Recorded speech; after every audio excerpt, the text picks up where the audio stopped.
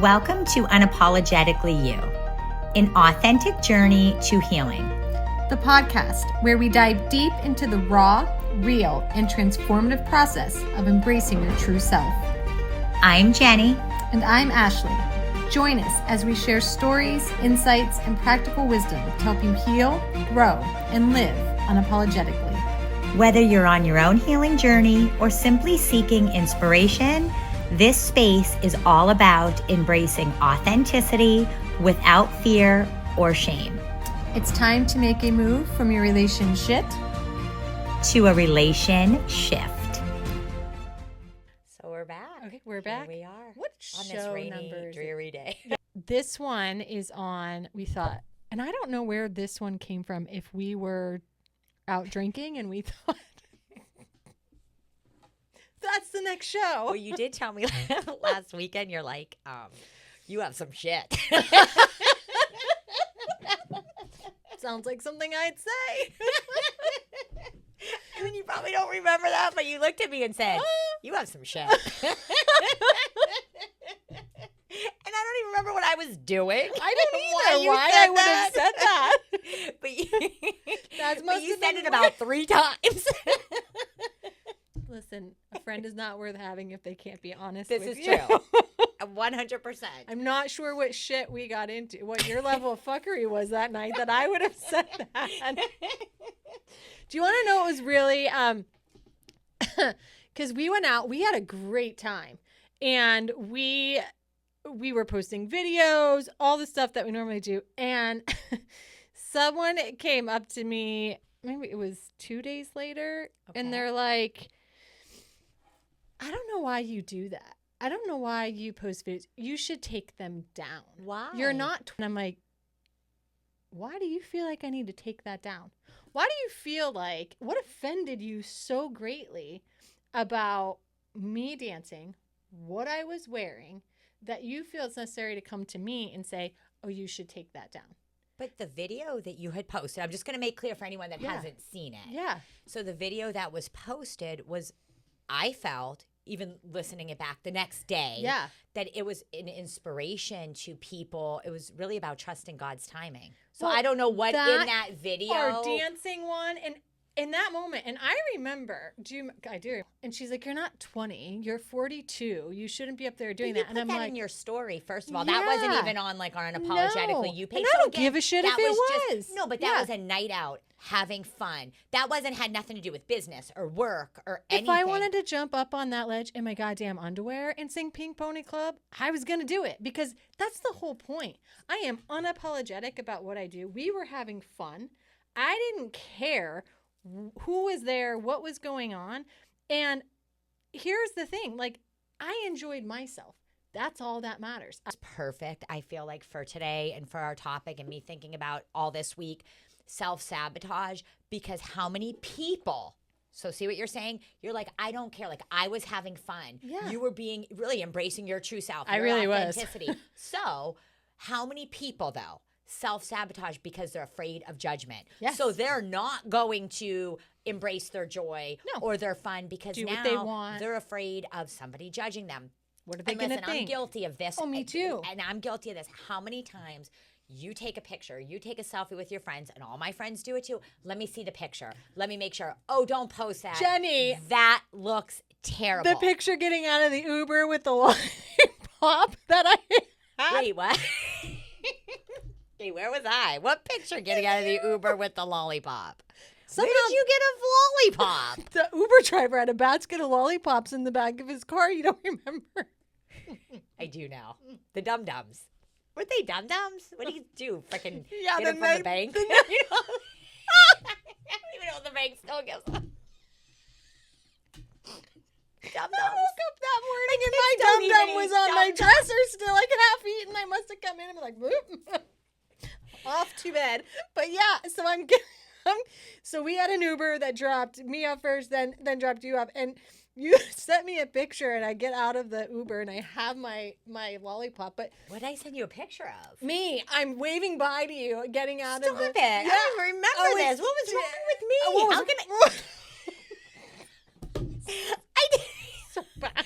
I gotta look back. Oh, it's the worst picture in my mind. I'm like, oh my God. I'm like, ew, Jenny.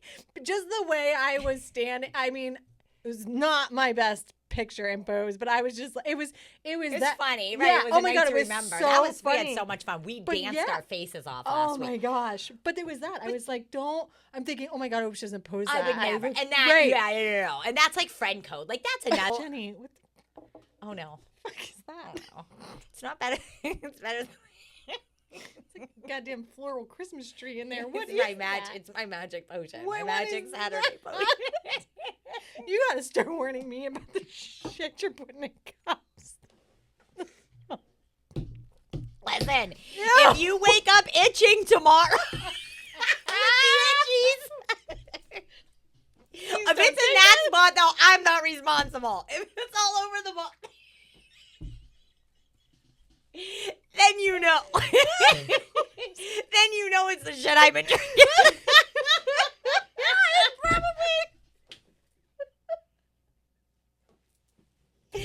I'm definitely not blaming you if it's anywhere. No, if it's anywhere. What? Yeah. Oh. What are you drinking? It's probably a mixture of some type of floral. It tastes like a Christmas tree and a flower. Well, you did say that you thought today was like a fall day. A flower. I feel like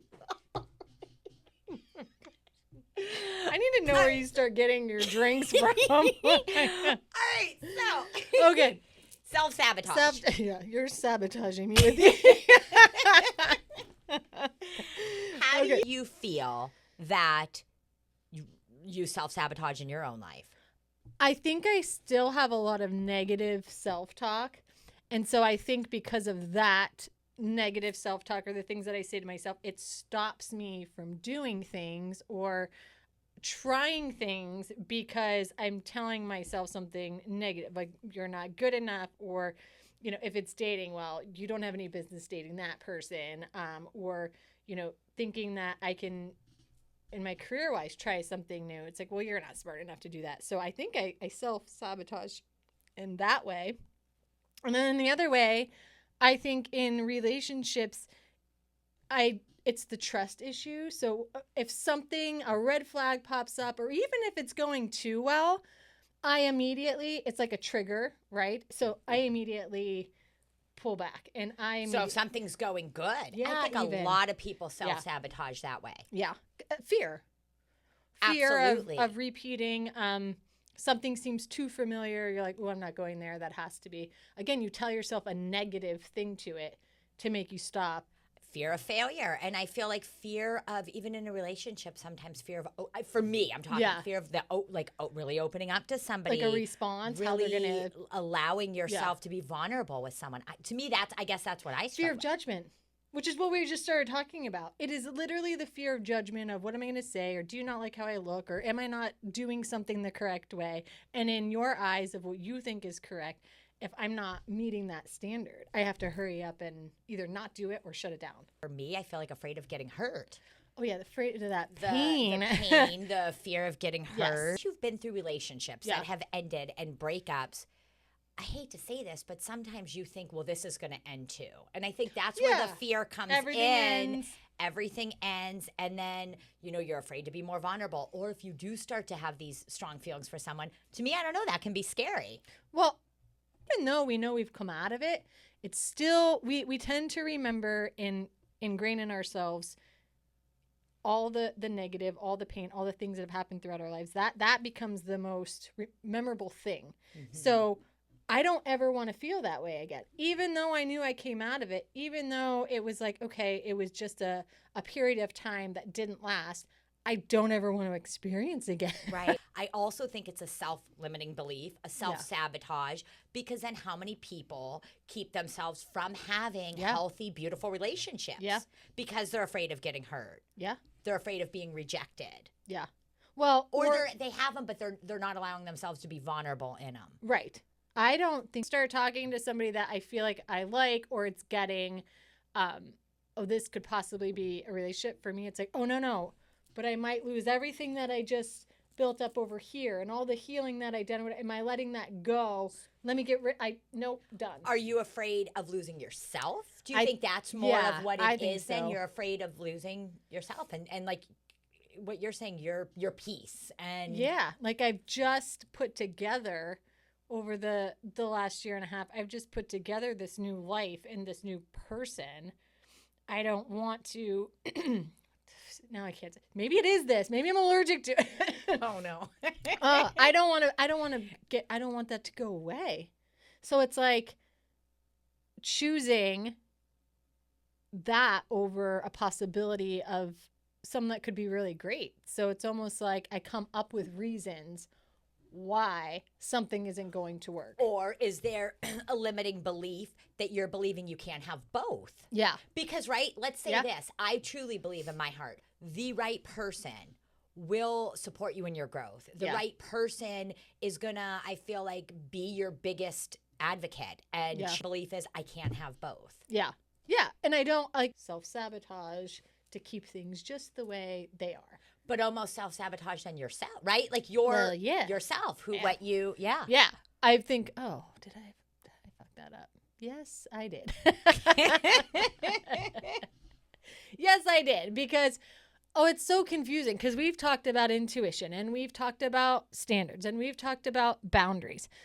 And they're so big and they're so broad. My mind, which never turns off, has a way of questioning all of those things to make me not be able to make a decision and stand in it and not have any doubt around it, right? Because I'm like, is this my intuition or is this my unhealed story I'm telling myself? Or is this really a standard and a boundary I should have? Or is this, again, an unhealed thing that I've put into place because I don't want to get hurt? So I'm constantly questioning myself.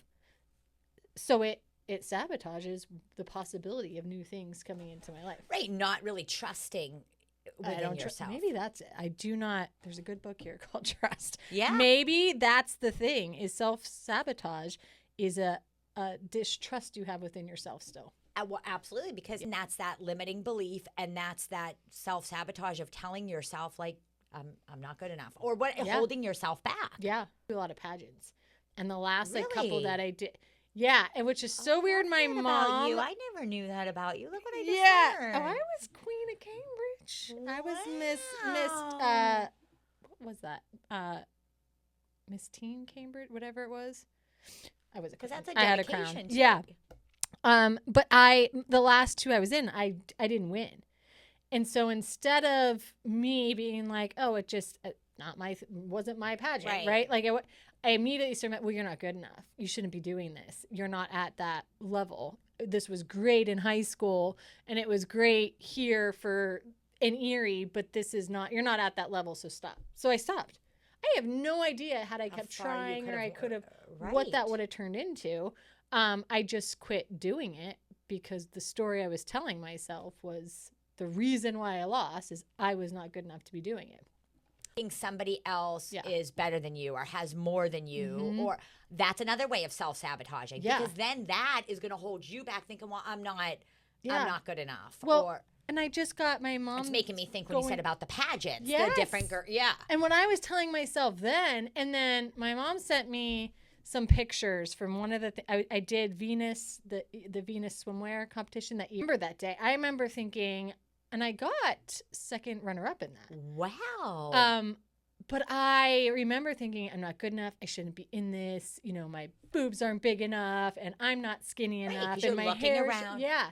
And she sent me a picture from that day, and I was like, it's fucking hot. Like, I look good. And I'm like, I spent so much time worrying about what I looked like and saying I wasn't good enough, I didn't belong in that I missed embracing good I really looked and that I did deserve to be in that. And I'm like, why was I thinking? And look at now, you look back and you could see, wow, I was hot. I looked so good. Wasn't telling myself that then.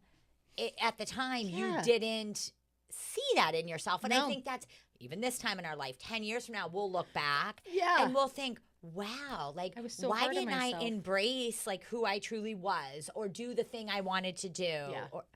So I would not walk into a bar by myself. You could not get me to meet you at a bar. Either I'm going with you or you're meeting me outside. But I was so terrified.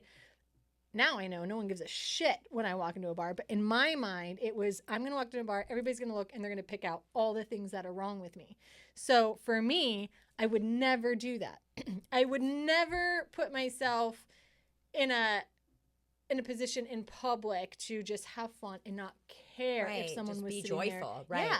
So I feel like I'm at this place now of like, I don't care if you agree with what I'm doing or how I walk in or what I'm wearing. So I was more proud of myself that I'm like, there was a time that would not have been So me. for you, that's overcoming your old self. Yeah. And then someone turns around and makes me feel bad about it. And I'm like, that's shitty. That's shitty. And the old me would have been like, I'm never doing that again. The new me's like, fuck you.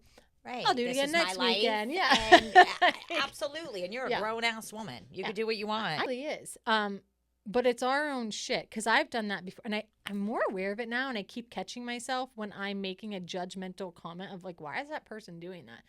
And then I'm like, why do I give a shit? Why do I care? It's not impacting me. Doesn't change my life any. Like, do you? Like, do it. Right. Like, I don't. If that is what you feel you need to do, why do we feel the need to say something? It is so sad. I right now have a client. She's been coming to me for, I'm going to say a few weeks now. Okay. We meet weekly. And every week it's the same stuff. She cares so much what people are thinking. Yeah. And then she says to me pretty consistently that the same people that she cares what they're thinking are not there for her. They're not valuing her. Yeah. The truth of it is, though, she's not valuing herself. Yeah. Because if she was valuing herself, one, she's not going to care too much what these people are thinking. And two, she's not going to worry about so much about these people valuing her because she's going to value herself enough to see these are not my people. Yeah. Yeah. Again, people. We talked about that. Yeah. And sometimes we have to take a hard look at, okay, what this person acting this way, what is that teaching me about me? So for you, the part in you that could be healing, that is saying now, no, I'm going to be me and I'm going to be authentic. So now this person says this. You said the old you would have been so worried about it. The new you is like, no, you know what?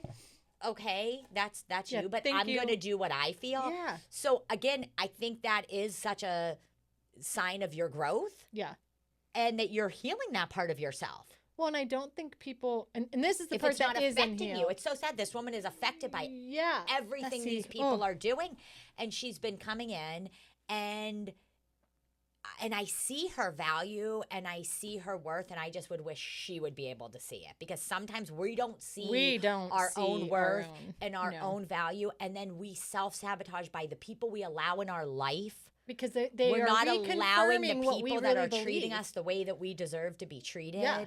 And that's a form of self-sabotage, because you're keeping yourself stuck, you're keeping yourself down, and you're keeping yourself small. Oh, I like that you said that, because I realize what I do is I have these negative thoughts about myself.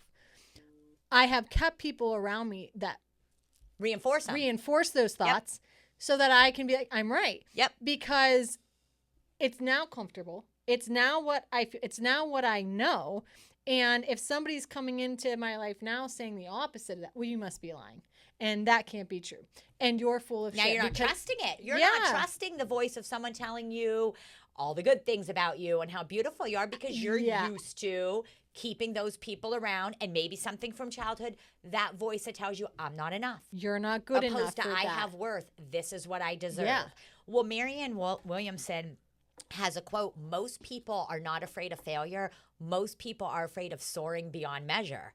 Because most people are afraid of those successes, those beautiful relationships, because now you have more to lose. Well, I mean, now you got to look at yourself differently too. Well, yeah, everything you told yourself is a lie, and also you're held to a higher standard now. Yes. And if you're dating somebody and it's a freaking sloth, I mean, right now, sloth, whatever, you know. I've not heard that. You're dating a sloth. Saturday sloth lesson. No, but anyway, so you're dating somebody, right? Yeah. And it's somebody who, they're okay, right? They're okay, but they're not like a hell yes for you. Well, right there, what risk are you really taking? You don't have that much to lose. So for you, that's safe. Yeah. That feels safe.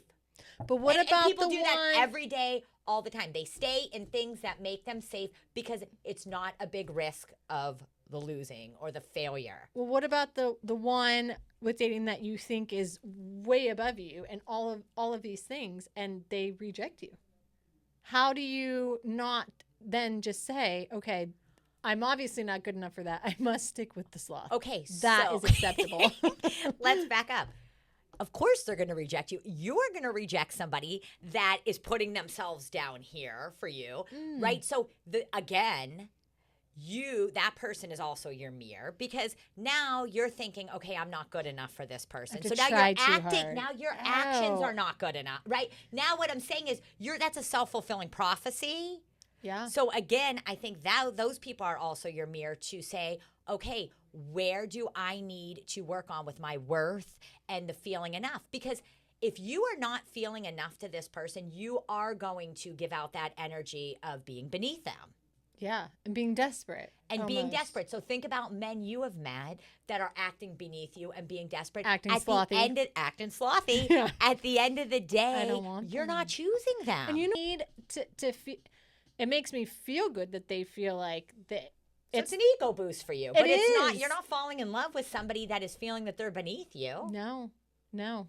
And same with a man. How is a man going to fall in love with a woman that's putting herself at a lower position? That doesn't have the confidence to say, like, I'm just where you're lucky to be in my presence too. Okay, love that you said that. Yeah. So to work that part out within yourself, you need to sit down and you need to think, what am I bringing to the table? So what are my good qualities? What gifts am I sharing with him, right? Because if you meet a guy and you're putting him up here, well, then you're thinking you're not bringing much to him. So at that point, I think you need to really sit down and ask yourself, what am I bringing? What do I have to share? Even without being with someone, I feel that is a necessity to do often, to know your worth. Yeah. What are the gifts I have to share? What am I bringing? What am I bringing to friendships? What am I bringing to relationships? What am I bringing to my career? And sometimes you're going to notice you need to shift paths. Maybe you're going to notice, okay, this is what I need to work on. This isn't working for me. Yeah. And then sometimes you're going to notice you're completely aligned and you just want to keep going. Do you think that people, because the first thing you could say, like, okay, well, I am smart, I am successful, I am caring, but that's not the first thing that people see when they meet you. It's so superficial. The first thing they're looking at is the outside things. Right. So how do you tell people to get past that and say, hey, if they reject you without knowing you, it's not that what they're seeing on the outside isn't good enough either. Right. Because that's the first thing we think. But I also think you need to, absolutely, yeah. But I also think you need to look at your person, the outer, your outer beauty, and everybody has beauty. So I think you need to pick out the things that you love about yourself, even physically, whether it's your smile, your eyes, we tend to pick out the things that we don't like. So if you look in the mirror and you start picking out, for a man or woman, start picking out the things that you love about yourself physically. That's hard for people to do. You're also going to embrace the outer beauty and be more proud of who you are. Yeah. Because everybody has outer beauty. It's just finding it within yourself. Yeah. They say too, like, the way you view yourself is the way that you show up. So if you're viewing yourself as a sloth, you might be showing up as a sloth. So my question to you, all of you listening, how do you view yourself? Honestly, your outer beauty and your inner beauty. What are you bringing to the table in career, relationships, Some people friendships? Are really confident and true assholes. And I'm like, you're pretty. But is it fake you're confidence? A dick. Yeah. But is it fake confidence? Because I have dated men, and I'm sure you can attest this, that were very good looking. Oh, they act so confident. Yeah, because they know the outside. Yeah, well, we get into we get into their shit, and they're one of the most. I've dated ugliest people you know, and insecure. very insecure. Why they spend so much time on the outside. Absolutely. Because, again, you meet them, you think they're confident. You start dating. Because they present themselves that way, You start getting to know them, Yeah. and you're like, man, this guy is extremely insecure. Yeah. I can name a few people I've dated that Me too. outer looks, they look like they have it going on. Oh, yeah. And they do. I'm not going to take it away from it. Kinds of fuckery. Yeah. Yeah. People, it's more of a fake. Like it's almost it's a front. Yeah. Yeah. Because how many times have you met a good-looking man and he's so shallow? And I'm sure men can say that about women. How many times they go on a date, they meet a beautiful woman, and there's no depth. Yeah. There's no depth there. Yeah.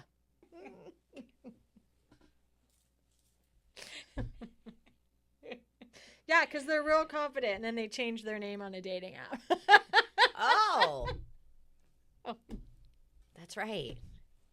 Has he gotta show up as someone There you else. go. But that's what I'm saying. There's someone that acts like they're God so forbid if confident. But now you're changing your name on a dating site. And you're pretending to be someone And again, else. I'd love to see how you're presenting yourself when you're sitting across from somebody. Yeah. It's all fake bullshit. It is all fake. Yeah. So don't do that shit. How many times have you met, because this has happened to me, you meet a man and maybe they're not the most handsome, right? Yeah. I mean, that's happened. For sure. But I've met men that honestly aren't most handsome, but I find myself extremely attracted to them. Because of the and conversation. We have a lot of chemistry because there's depth there and because they're bringing that energy, that charm, right? They have a lot to offer. Yes. They become very attractive. We were talking about that movie. It was Shallow Hal. That like... Yeah, okay, because all coming back to me now. So coming. You don't want to hear me sing. You're the people who fucking shut off the podcast. We know you're unapologetic, but please. But anyway, shout out. We all know the one person that they are overconfident. Good for them. That's all we got to say. Good for them. Good for you.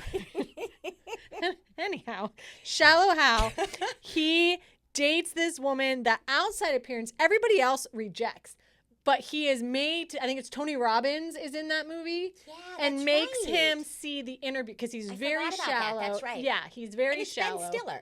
Is it? No, it's what's his name? He does the. Oh God, what is his name? What is that actor? That's right. Gwyneth Paltrow's the woman, though, right? Gwyneth Paltrow, and he's in The Holiday. He's he's really funny. He's in why? Please. He only will date women based on their looks. So Tony Robbins does this, whatever. So now he has to see the inner beauty within them, and he ends up dating someone who he then sees is so beautiful because of how she is on the inside. And then the spell is reversed, and he now realizes what she looks like on the outside, but it doesn't matter anymore because he's already fallen in love with how she is on the inside. So there's Jack Black. That's Jason it. It's Jack Black. Yeah. Yeah. So if you can allow yourself to, attraction is always a thing, right? You have to be attracted to somebody. Absolutely. But if you can start to look within somebody first, and fall in love with who they are as a person, how you connect that way, that outside, they become one of the most beautiful or handsome people you've been with. That is something that is more lasting than going with somebody just based on looks. And we may have let good people go because of that. I'm sure I have. Absolutely. So the self-sabotage, negative self-talk. You watch what you're saying to yourself. To others, too. Yeah. Watch what people are saying to you. They're your mirror. Do you want to continue allowing people in your life that are putting you down? Yeah. That don't have your best interest at heart. Aren't telling you the things to lift you up. We surround ourselves sometimes with people like that because we want to keep ourselves stuck. We are afraid of soaring. We want to keep ourselves small. It feels safe. It does. It's what we're used to. There's no risk involved. Nope. I used to date guys that weren't supportive of me when it came to career and personal growth. And I kept choosing men who tended to be a little more controlling, wanted to keep me more in a box. They would tell me a million reasons why not to do it. Yeah. As I have grown within myself. And I look back, I actually look at myself and I blame myself for staying with them. Yeah. That felt comfortable to me. That felt safe. So by staying with men who didn't help with that didn't encourage personal growth, staying with men like that helped me stay small. And I think I was afraid of the growth. I was afraid of change, because that means, oh no, now you're going to lose friends. You're going to have to listen to someone's opinion about what you're doing. Different things about yourself. And I was scared of all of it. So I was choosing people who also kept me small, but that's because that's what I was comfortable with. Once I became uncomfortable with that, and then I started moving forward in my life, I noticed I did start choosing people that were more on a path of personal growth, that were more supportive of what I'm doing. And now I would never date somebody that wouldn't be supportive of my personal growth, what I want to do in my personal, professional life. And that would not be okay with me. And believe in me. And it was interesting, because with those men that I'm referring to that I had dated, I was encouraging them and believed so much in them. But again, I was self-abandoning myself. I was basically giving them what I wanted. Yeah. I was pushing them in their lives to be better and to be... And allowing them to keep to keep me small. Yeah. That felt comfortable to me at that time. I'm the supporter. Yeah. I'm the one that's like, I'm helping you to see your dreams. I'd be the great listener, and I would be, absolutely. Yeah, but I'm not going anywhere. Right. And that's what was happening. And they were okay with and they were okay with that. Yeah. It's great. I had a lot of fear of doing this podcast when it started, of what people were going to say. What do you have to talk about these things, and what right do you have to experience, which is way bigger than anything else? You have a lot of experience. You've been through a lot of challenges in your life. But they want to point that out. They want to say, like, you have failed a lot. You have done some shit. I know. Yep. I absolutely know. Because you're out there trying. The people that don't fail, it's because they're not trying. Well, they're not in the arena. They're not trying. Yeah, they're staying with the people that keep them safe.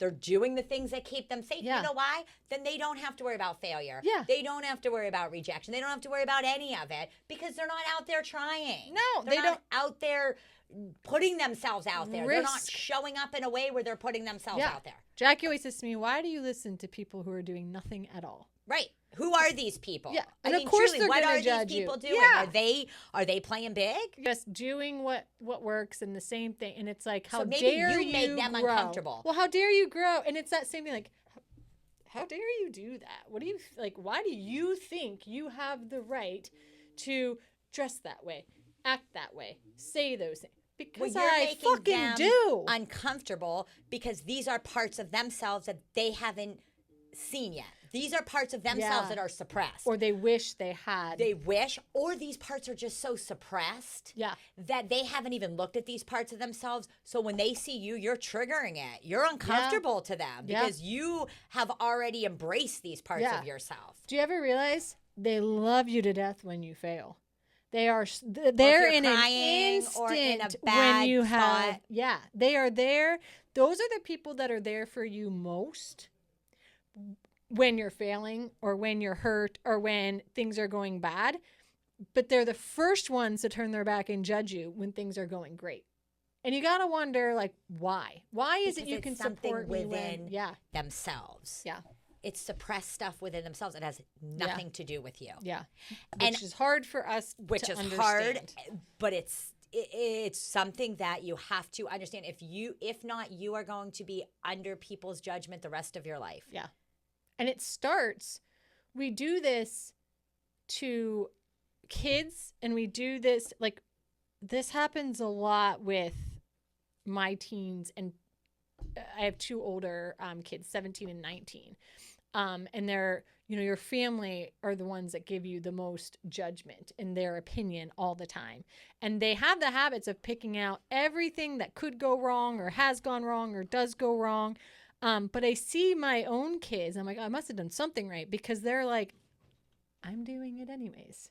I love it. Sorry you feel that way. You're encouraging them. That's why you're their biggest supporter. You're encouraging them. Yeah, because for me, I'm like, that might be a bad decision. Because our kids are always watching us, though, but they're watching you, though, take these chances. I think so. And so that's helping them in their life now to take chances. Because they've taken them, and I don't know if it's going to work out for them. I have no idea. But at the same time, it's the only way they're going to learn. It's the only way they're going to grow. And again, if it doesn't work out, they're lessons. Right? Like you just said, that's how they're going to learn. That's how they're going to grow. Not if I sit there and say, well, that's a stupid decision. Well, that's a dumb mistake. Or what are you thinking? Well, now it's going to keep them from trying anything ever. And not trusting within themselves. Now you're taking away their self-trust. Yes. That's what has happened, I think, to a lot of, I think our generation is starting to wake up of how we're raising our kids, not doing that. Waking up. I love it. Yeah. But another thing with self-sabotage, and I feel like we all do this. How many times do you try to predict what somebody else is thinking? So, for example, you walk in a room. Yeah. And you see somebody you know. Yep. You go up to them and you say hi, and maybe that day they're not as talkative as they normally are. Yeah. Now you're in your head thinking, did I do something wrong? Yep. Maybe it's this, maybe it's that. All so things how many times do we try to predict what somebody else is thinking? Maybe that person was just having a bad day. Yeah.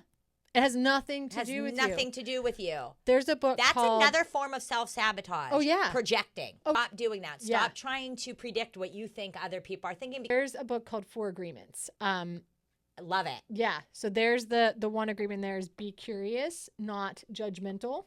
So meaning like I will be curious and open to why someone may be experiencing that without my own judgments on what they are thinking or they are doing. Because honestly, I think most of the time we're wrong.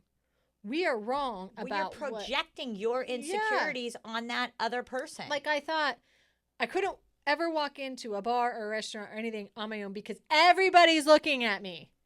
Well, who the fuck do I think I am? Everybody is going to stop and they're looking at me and they give a shit to my... But you know why I think that? Because when somebody walks in, I'm looking at them. Because I do that. Because I'm judging the moment. But just because you're looking at them doesn't mean you're thinking negative things when I'll tell you, yes, walks it is. I'm thinking and I'm like, yes, I am. I'll be fucking honest about it. Yeah, I am. If it's a woman, I'm like, is she better than me? Is she pretty? Why is she wearing that? So I think automatically that's what other people are thinking when I walk in. If it's a guy and is he hot? Is he cute? Oh, yuck. You know what I mean? Like, I am judging someone. But is that human nature, right? It is. I think it is, but I don't think everybody's doing that. It just because I'm weird and I'm doing that. Okay, so part of self-sabotage, letting go of how other people view you. Or you viewing yourself as more important than how somebody else is viewing you. You know, as a woman, you're sitting and having drinks. If the most beautiful woman walks in, head to toe, whatever, you know we are like, who she thinks she is. You know that's your first thought. Not like, oh my God, Jenny, look how beautiful and stunning that woman is. I am like that. Oh, well, I'm behind. So I do. Honestly, I feel I am I think you like are. that. Yeah, I think you are. You don't judge. I embrace my beauty and what I have to offer. So I embrace like everybody's beauty. Yeah, you do. You're good like that. Oh, thank you. You don't... I do. You would be like, oh my God, Ashley, she's stunning. She's so beautiful. Like, look at her shoes. Look at her. Well, again, I'm not there yet. I'm still growing. But again, you have those things to work on. I have my own stuff to work on. For me, I think you have. Apparently, I told you had some shit. So. I think. Well, here's what I was going to say. I think you are so great at allowing yourself to be vulnerable. Yeah. For me, it's still such a work in progress. Maybe that's what we were talking about that night. So again, what I may have that could be healed, I'm still working on things that you have that hurt because I think I know what it was. You will not. Oh, that's what it was. Because I'm like, what in the what fuck was is it? I don't wrong remember with you? What because was going on? Well, that day. Just don't air too much. No, somebody had messaged you a few times back. Where the universe was speaking? The universe was screaming. And you refuse to be vulnerable. And I think I remember saying that to you. What is the fucking worst that's going to happen? Now I'm remembering this too. Me Because too. you said I shut it down before. Yep. And I'm the one that needs to pick it back up. Yeah, you do. You shut it down, your responsibility to pick it back up. Because when somebody shuts me down, I'm not jumping over hoops to make sure that they're going to be back in my life. But I feel where I get fearful is when I am faced with a situation that puts me in a very vulnerable situation. So there could be a lot of potential there. Yeah. And I feel that is very scary to me because of being hurt in the past. And I ask myself, do I want to go there again and really allow myself to be very vulnerable? That's scary to me. So I pull back when I see the potential of, wow, I could possibly fall in love with this person. And then life changes. Is that and God fear forbid that wells up inside me? And in my last relationship that I was in with that guy that we were in, for a couple years, I did a lot of work when that had ended. Yeah. And when I look back in that relationship, and we weren't right together, but there were those moments I could see where I was self-sabotaging. And there's been a couple times in those heated moments, I said to him, I don't even know, I'm better off alone. I don't even know why I'm with you. And he looked at me the one day and said, how can you say that? Like, we're just having an argument. Yeah, but you'll go right to... I didn't realize then how hurtful and how much weight those words carry until after we had broken up. And it took a while, not right after. Yeah. After we had broken up, and I had looked back and I had thought of some of those instances where really I was just hurt and afraid. That's all that was. But because I was hurt and afraid, those were the words I had chosen to use really to protect myself. I didn't really want it to end with the guy at the time. I cared about him a lot, but it was all fear-based. Yeah. So now, fast forward. I've done a lot of the work. So I see where I've done wrong. I see in those past relationships. You're holding yourself accountable. Yes, and I see my shortcomings. I see where I did wrong, and I see where I self-sabotaged in my within I told a guy to suck a bag of dicks one time in a fight, and that was wrong. If someone told me that, I would think how embarrassing for a guy. You told him what? I mean, come on. You totally emasculated him. I sure did. You sure did. And at the time, I was like, yeah. And now I look back, I'm like, that was like you wrong. deflated him right there. Yeah. Like, why would I have said that? What was that was ignorant of me to say. But again, yes. And I'm all about self-protection, truly. But then it's like, don't use self-protection to self-sabotage. Exactly. Sometimes we use self-protection, but really we're self-sabotaging. We're really not. What are we protecting? Yeah. Yeah. It's not you. You have to be able to look back and see where you did wrong and where that self-sabotage comes in so that you can grow from it and not make the same decisions. So fast forward, we know where your accountability is. Universe has said, here you go. And you're still over here like, yeah. Are you talking to me? No, we're the only ones here, Jenny. I know we were talking to the camera. The listeners. I know. Okay, so this is something I'm working on. Allowing myself to be more vulnerable. Yeah. Allowing me to put myself in these vulnerable situations, especially when they feel right. Because if you're to ask me right now, what is it that I want? I would tell you, I want a relationship that's meaningful. I want a relationship with somebody I could grow with, someone we're supportive of one another. We have that crazy chemistry, but yet we ground each other. Yeah. That's what I would tell you I want, and that is what I want. So these are things I have to work on within myself to feel safe enough to have that relationship with somebody. Yeah. Well, hurry up, because somebody else can throw them a ball. And maybe they have a friend. Someone else is You're messing up my game over here if you don't hurry up. Believe that God, universe, whatever you believe, brings us into situations, and we have the opportunity to pick up the ball, right? I do or too. Leave it. And so because of that choice, they go on to the next thing, and God's like, God damn it, here we go again. Well, let me bring you back around to another point. So, because God helps those who help themselves. Pick up your ball.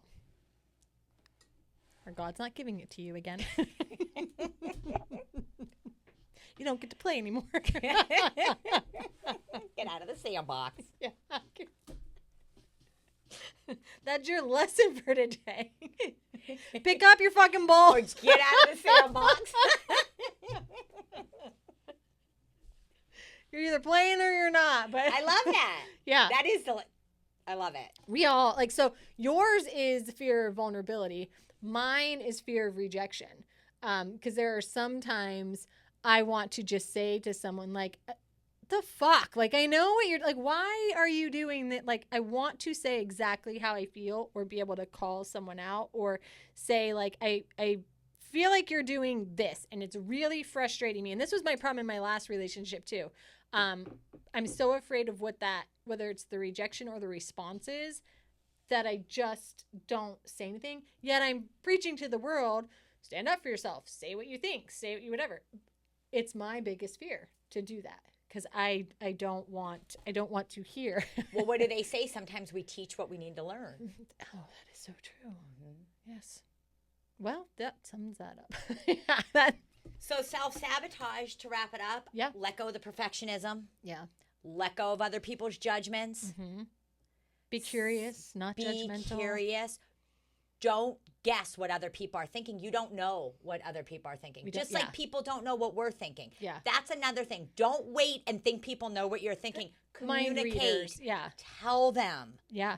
And give them an opportunity to show up for you. And then if they don't, once you communicate it, you know. Yeah. And pick up your fear ball and just toss it over. See what happens. Or get out of the sandbox. Get out of the sandbox. All right. For self-sabotage, I thought this was really cool. Thought. So when you get a thought, observe it. Ask yourself, what is the belief behind this thought? So where did it come from? And then what behavior am I displaying due to this belief? So where did the belief come from? Belief, behavior. I like that. What's the thought? Observe it. What's the belief? And then what behavior are you displaying due to the belief? I like that. Awareness creates change. Sure does. Till next time. Bye, guys. Bye. If you have a story you'd like to share, or if there's a specific topic you'd like us to cover on the podcast, we'd love to hear your ideas. Get in touch with us through email or our social media pages. Links below.